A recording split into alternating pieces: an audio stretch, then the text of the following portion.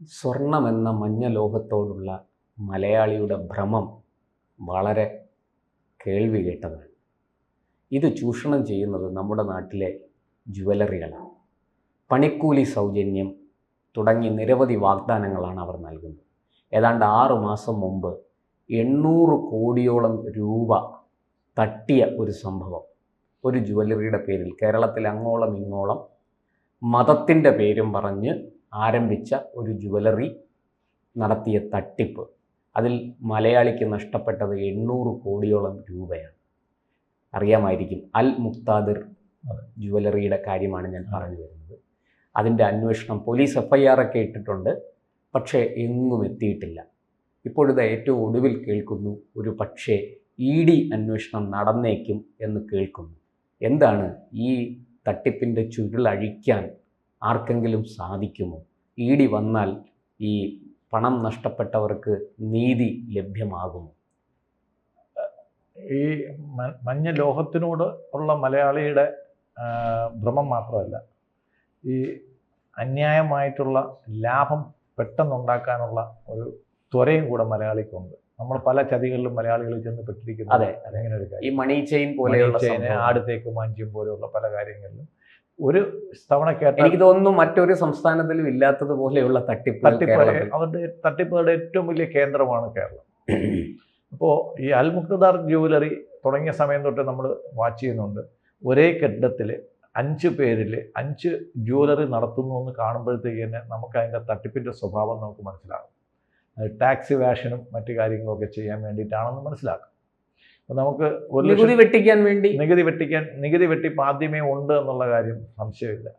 അതുമല്ല, അൽ മുക്തദാർ എന്ന് പറഞ്ഞിട്ട് അദ്ദേഹം അതൊരു മതത്തിൻ്റെ അല്ലെങ്കിൽ ആ മതത്തിൽപ്പെട്ടവർക്ക് വേണ്ടിയിട്ടുള്ള ഒരു എക്സ്ക്ലൂസീവ് സാധനം എന്നുള്ള രീതിയിലായിരുന്നു അവരുടെ മാർക്കറ്റിംഗ്. അപ്പം നമ്മൾ മതേതരത്വത്തെ പറ്റി പറയുമ്പോഴത്തേക്ക് ഹിന്ദുക്കൾക്ക് മാത്രമേ മതേതരത്വമുള്ളൂ, മറ്റാർക്കും മതേതരത്വം ഇല്ല. അപ്പോൾ അദ്ദേഹം അള്ളാഹുവിൻ്റെ 101 നാമങ്ങളുടെ പേരിൽ 101 ജുവലറി ചെയ്യാൻ പോകുന്നു എന്ന് പറഞ്ഞ് കേട്ടപ്പോഴത്തേക്ക് പാവപ്പെട്ട 5 നേരം നിസ്കരിക്കുന്ന സുഹൃത്തുക്കൾ ആ പൈസ കൊണ്ട് നേരെ അങ്ങ് തള്ളിക്കൊടുത്തു. അദ്ദേഹം പറഞ്ഞത് പണിക്കൂലി ഇല്ലാതെ ഞങ്ങൾ സ്വർണം തരും. അപ്പോൾ കേൾക്കുന്ന മലയാളിക്ക് ഒന്ന് ചിന്തിക്കണം, എന്തായാലും സ്വർണ്ണ ബിസ്ക്കറ്റിനകത്തുനിന്ന് മാലയും വളയൊന്നും ഇറങ്ങി വരത്തില്ല എന്നുള്ള കാര്യം നമുക്കെല്ലാവർക്കും അറിയാം. അതെ, അതുപോലും ചിന്തിക്കാതെ പണിക്കൂലി ഇല്ലാതെ നമുക്ക് കിട്ടുന്നു എന്ന് പറയുമ്പോൾ ബുക്കിംഗായി. കല്യാണ ബുക്കിങ്ങിന് ഭാഗ്യവധുവിനെ തിരഞ്ഞെടുക്കലായി. ഭാഗ്യവധുവിന് 100 പവൻ ആഭരണം ഒന്നായി. ഇതെല്ലാം ഇവരുടെ ഈ പൈസയുടെ ഒരു റോളിംഗാണ്. മാത്രമല്ല, ഈ ഒരു ജുവലറിയും വലിയൊരു സ്ഥാപനവും അതിൻ്റെ ഒരു എസ്റ്റാബ്ലിഷ്മെൻറ്റും കാണുമ്പോഴത്തേക്ക് നമ്മുടെ ആൾക്കാർക്ക് പെട്ടെന്ന് കണ്ണ് മഞ്ഞളിക്കും. അപ്പോൾ അവർ ഒരു രീതിയിലും തട്ടിപ്പുണ്ടാവില്ല എന്ന് വിചാരിക്കും. അപ്പോൾ ഈ നമ്മുടെ ഗോൾഡ് മർച്ചൻ്റ് അസോസിയേഷനിലെ ആൾക്കാർ അന്ന് തന്നെ പറഞ്ഞു ഇത് തട്ടിപ്പാണ്, ഇത് അതിനെതിരെ രംഗത്ത് വന്നു എതിരായിരുന്നു. അപ്പോൾ ഞാൻ ഇപ്പോഴും ഓർക്കുന്നു, അവരുടെ ആ ഒരു പത്രപ്രസ്താവനയും മറ്റുമൊക്കെ എതിർത്തുകൊണ്ട് ഈ അൽ മുക്തദാർ വലിയ പരസ്യമൊക്കെ കൊടുത്തു. ഇദ്ദേഹം വേറൊരു സംഘടന പോലെ ഒന്നും ഉണ്ടാക്കി.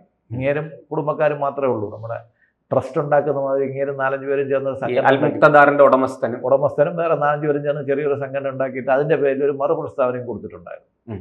അപ്പോൾ അതിൽ നിന്ന് തന്നെ മനസ്സിലാക്കാം, ഈ ഒരു തട്ടിപ്പ് മറ്റുള്ള ജുവലറിക്കാരെ ബാധിക്കാതിരിക്കാൻ വേണ്ടിയിട്ടാണ്. അത് അവരെ നല്ലവണ്ണം ബാധിച്ചു. കാര്യം ഇത്രയും പണിക്കൂലി കുറച്ച് കിട്ടുമ്പോഴത്തേക്ക് വർക്ക് അങ്ങോട്ട് ഒഴുകിയപ്പോഴത്തേക്കാണ് അവർക്ക് അതിനെ പറ്റിയിട്ടൊരു ബോധം ഉണ്ടായത്. ഉടനെ അവർ പറഞ്ഞു, ഇങ്ങനെ ഇയാൾ തട്ടിപ്പാണ് കാണിക്കുന്നത്, ഇയാൾ ഞങ്ങളുടെ അസോസിയേഷൻ്റെ മെമ്പറല്ല, ഇയാൾ കാണിക്കുന്ന തട്ടിപ്പാണെന്ന് പറഞ്ഞായിരുന്നു. എന്തായാലും ഇദ്ദേഹത്തിൻ്റെ അടുത്ത് ഈ ഒരു ഇൻസിഡൻറ്റ് ഉണ്ടാവാൻ കാരണം ഒരു ഇൻകം ടാക്സ് റെയ്ഡ് നടന്നു. അത് ഏകദേശം ഒരു ദിവസം ഒരു ഫുൾ ഡേ ഇവരുടെ എല്ലാ സെൻറ്ററുകളിലും ഒരുമിച്ചൊരു ഇൻകം ടാക്സ് റെയ്ഡ് നടന്നു. ആ ഇൻകം ടാക്സ് റെയ്ഡ് നടന്നതോടെ മുതലാളി മുങ്ങി.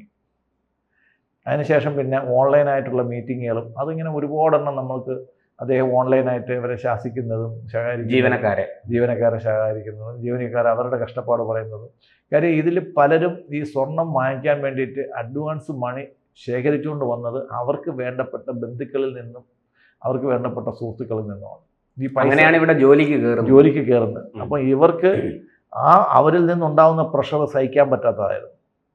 ഇതുവരെയും ആത്മഹത്യകളൊന്നും നടന്നിട്ടില്ല, ദൈവം സഹായിച്ച്. അത് അങ്ങനെ തന്നെ ഇരിക്കട്ടെ, അതിനെ ഒരു രീതിയിൽ നമ്മൾ സംഭവിക്കാതിരിക്കട്ടെ എന്ന് പ്രാർത്ഥിക്കാം. പക്ഷേ നമ്മൾ മലയാളികൾ എപ്പോഴും ശ്രീ മുരളി തുമ്മാർ കൂടി പറഞ്ഞ മാതിരി നമുക്കറിയാം ഒന്ന് സംഭവിക്കുമെന്ന്, പക്ഷേ സംഭവിക്കുന്നവരെ നമ്മൾ വെയിറ്റ് ചെയ്യും. സംഭവിച്ചു കഴിഞ്ഞതിന് ശേഷം നമ്മൾ ഡാമേജ് കൺട്രോൾ ചെയ്യും. നമ്മൾ പ്രിവെൻറ്റീവായിട്ടൊന്നും ചെയ്യത്തില്ല, നമ്മൾ ഡാമേജ് കൺട്രോളിലോട്ടാണ് പോകും. ഇതിപ്പോൾ ഇതുപോലെ ഏതെങ്കിലും ഒരു നിക്ഷേപകനോ അല്ലെങ്കിൽ ഒരു തൊഴിലാളിക്കോ എന്തെങ്കിലും ഒരു അപകടം സംഭവിക്കുന്നത് വരെ ഗവൺമെൻറ് ഇക്കാര്യത്തിൽ നിശബ്ദത പാലിക്കും. മാത്രമല്ല, രാഹുൽ മാങ്കൂട്ടത്തിൽ എവിടെയൊക്കെ ഗർഭം ഉണ്ടാക്കിയെന്ന് അന്വേഷിച്ചിട്ട് നമ്മുടെ പോലീസിൻ്റെ മൊത്തം ടീമിനെ ഇന്ത്യയിൽ മൊത്തം അയച്ചേക്കുക. ഒരു പരാതിക്കാരനില്ലാത്ത ഒരു കേസ് അത് ക്രൈംബ്രാഞ്ചിനെ നേരിട്ട് ഏൽപ്പിക്കുക, എന്നിട്ട് അവർ സംസ്ഥാനവും അന്തർ സംസ്ഥാനങ്ങളിലൊക്കെ അരിച്ചു പകർത്തുക. എന്തിനു വേണ്ടിയിട്ടായിരുന്നു എന്ന് വെച്ച് കഴിഞ്ഞാൽ ഒന്നുമില്ല, അത് പൊളിറ്റിക്കൽ വെണ്ടേറ്റ മാത്രമായിരുന്നു. ഇത് കൃത്യമായിട്ട് ഇത് ആദ്യം ആൾക്കാരെ കൊണ്ട് ഈ ഇതിൽ നിക്ഷേപിച്ചവരെ കൊണ്ട് FIR ഇടാതിരിക്കാൻ വേണ്ടിയിട്ട് നല്ലവണ്ണം ശ്രമിച്ചു. ഇതിൽ പലരുടെയും വീടുകൾ കയ്യേറി, ഈ പൈസ കൊടുത്തവർ പലരുടെയും വീടുകൾ കയ്യേറി താമസം തുടങ്ങി. ഏകദേശം 100-120ഓളം പേര് കരുനാഗപ്പള്ളി ആ ഭാഗത്ത് ഒരു വീട്ടിൽ താമസിക്കുന്നുണ്ട് മാസങ്ങളായി. മീഡിയ അറ്റൻഷൻ കൊടുക്കുന്നില്ല. കാര്യം ആദ്യമേ അയാൾ ചെയ്തത് നമ്മുടെ മുഖ്യധാരാ മാധ്യമങ്ങളെ മുഴുവൻ കയ്യിലെടുത്തിട്ട് എല്ലാവർക്കും ജാക്കറ്റ് പരസ്യമാണ് കൊടുക്കുന്നത്, ഫ്രണ്ട് പേജ് കംപ്ലീറ്റ്. അപ്പോൾ ഈ ഫ്രണ്ട് പേജ് കംപ്ലീറ്റ് പരസ്യം കൊടുക്കുമ്പോഴത്തേക്ക് തന്നെ നമുക്കറിയാം ഈ പൈസ അവർ നമ്മളെ നിന്ന് തന്നെയാണ് ഈടാക്കാൻ പോകുന്നതെന്നറിയാം. ചിലപ്പോൾ ഇനി പലർക്കും പൈസ കിട്ടാനുണ്ടാവാം, പൈസ കൊടുത്തിട്ടുണ്ടാവാം. അപ്പോൾ മുഖ്യധാര മാധ്യമങ്ങളൊന്നും ഈ കാര്യത്തിൽ മിണ്ടുന്നില്ല. വളരെ രസകരം എന്ന് വെച്ച് കഴിഞ്ഞാൽ ഏറ്റവും ജനകീയമായിട്ടുള്ള രാഷ്ട്രീയ പാർട്ടികളുണ്ട്. രാഷ്ട്രീയ പാർട്ടികൾ ആരും ഇക്കാര്യത്തെ പറ്റി ഒരക്ഷരം മിണ്ടുന്നില്ല. ആകെ നമ്മളെപ്പോഴും പഴി പറയുന്ന SDPIക്കാരാണ് ആകെ ഒരു വാക്ക് പറഞ്ഞത്. ഇവർക്ക് നഷ്ടപ്പെട്ടു പോയ, ഇവരെ അറസ്റ്റ് ചെയ്യണമെന്നോ ജയിലിലടയ്ക്കണമെന്നല്ല പറഞ്ഞത്, നമ്മുടെ നിക്ഷേപകർക്ക്, അതായത് അവരുടെ സമുദായത്തിൽ നിന്നാണ്, നിക്ഷേപകർക്ക് നഷ്ടപ്പെട്ട പണം തിരിച്ചു കൊടുക്കണമെന്നെങ്കിലും ആവശ്യപ്പെടാൻ ഒരു സംഘടനയെങ്കിലും, ഒരു രാഷ്ട്രീയ പാർട്ടിയെങ്കിലും ഉണ്ടായി. കാര്യം വേറെ ആരും ഇതിനെ പറ്റിയിട്ട് ഇന്ന് വരെ സുഡാപ്പികളെ കൊണ്ട് അങ്ങനെ ഒരു ഗുണം, സുഡാപ്പികളെ കൊണ്ട് നമ്മൾ എപ്പോഴും ചീത്ത പറയുന്നെങ്കിൽ അവർ കാര്യം അവരുടെ സമുദായത്തിലെ ആൾക്കാർക്കാണ് നഷ്ടം വന്നിരിക്കുന്നത്. അപ്പോൾ അവർക്കത് പറയാതിരിക്കാൻ പറ്റത്തില്ല. പക്ഷേ നമ്മുടെ ഈ ഗർഭങ്ങളുടെ പുറകെയും അഭീതങ്ങളുടെ പുറകെയും ഓടി നടക്കുന്ന ക്യാമറകളൊന്നും അൽമുക്തദാറിന്റെ ഒരു ഫോട്ടോ പോലും ഇടുന്നില്ല. അപ്പോൾ മുതലാളി ഒരു ഡോക്ടറെ, ചാനലുകളിലൊന്നും ഒരു ന്യൂസ് വരുന്നില്ല, ഒന്നും വരുന്നില്ല, ചാനലിലും വരുന്നില്ല, പത്രങ്ങളിലൊന്നും വരുന്നില്ല.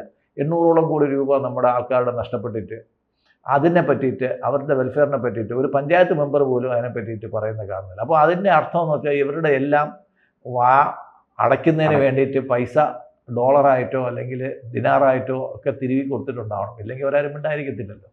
ഇവരെ പേടിച്ചിട്ടല്ല. ഇപ്പോൾ ലേറ്റസ്റ്റ് ആയിട്ട് കേൾക്കുന്നത് പലരും EDക്ക് കത്ത് എഴുതിയിട്ടുണ്ടെന്ന്, നിക്ഷേപകരിൽ പലരും EDക്ക് കത്ത് എഴുതിയിട്ടുണ്ടെന്നും ED അന്വേഷണം വേണമെന്നാണ് പല നിക്ഷേപകരും.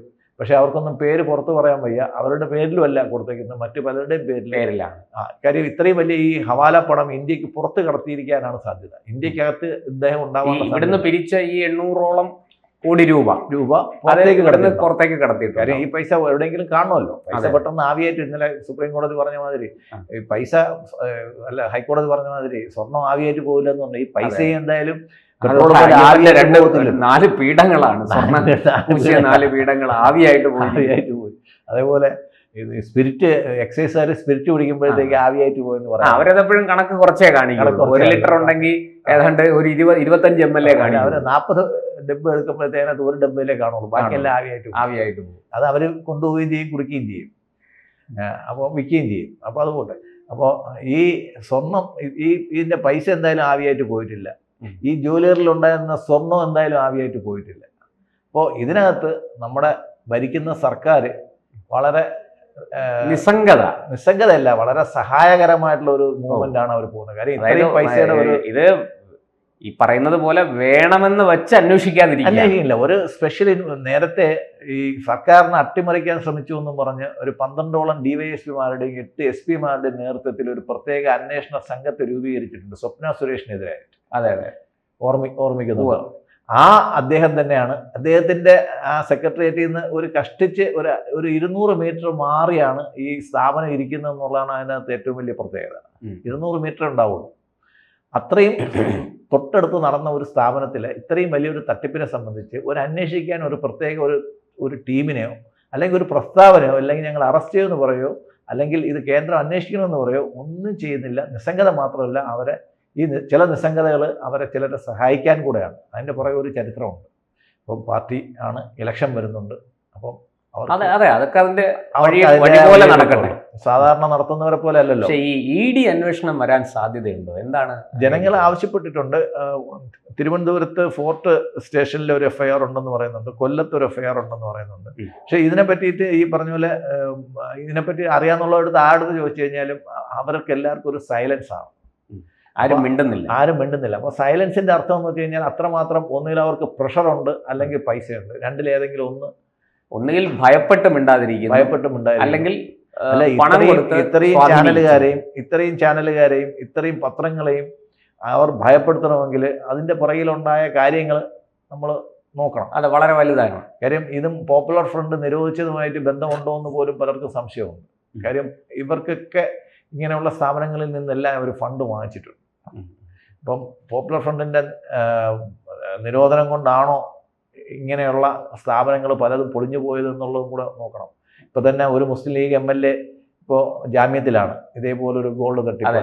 കാസർഗോഡ്. അതുപോലെ എറണാകുളത്ത് അർച്ചന ഗോൾഡ് തട്ടിപ്പ് വേറെ നടക്കുന്നുണ്ട്. അപ്പോൾ ഈ ഗോൾഡ് തട്ടിപ്പ് ഇത്രയൊക്കെ നടന്നിട്ട് നമ്മുടെ ആൾക്കാർ ജ്വല്ലറി എന്ന് പറയുന്നത് നിക്ഷേപ സ്ഥാപനം അല്ല എന്നും അവിടെ സ്വർണ്ണത്തിന് വേണ്ടിയിട്ട് പൈസ നിക്ഷേപിക്കാൻ പാടില്ല എന്നും ഗവൺമെൻറ് ആരെയും ബോധവൽക്കരിക്കുന്നില്ല.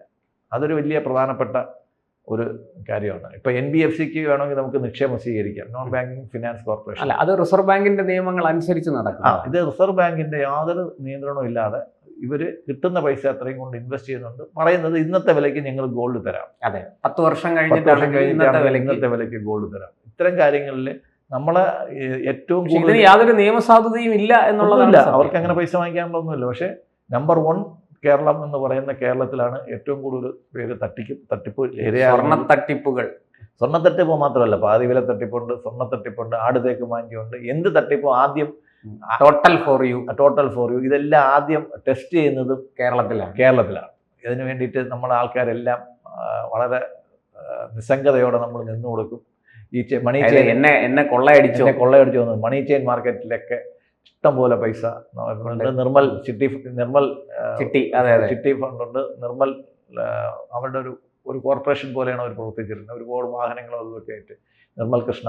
അപ്പോൾ ഇങ്ങനെയൊക്കെയുള്ള തട്ടിപ്പുകളൊക്കെ വന്നിട്ടും ആൾക്കാർ വീണ്ടും പഠിക്കുന്നില്ല എന്ന് മാത്രമല്ല, അവർ അറിഞ്ഞുകൊണ്ട് തന്നെ അമിത ലാഭത്തിന് വേണ്ടിയിട്ട് ഇവരുടെ പുറകെ നിന്ന് പോകുന്ന ഒരു അവസരമാണ് നമ്മൾ കാണുന്നത്. കൂടുതൽ വാർത്തകളും വിശേഷങ്ങളും നിങ്ങളിലേക്ക് എത്താൻ ABC മലയാളം സബ്സ്ക്രൈബ് ചെയ്യുക, ബെൽ ബട്ടണും അമർത്തുക.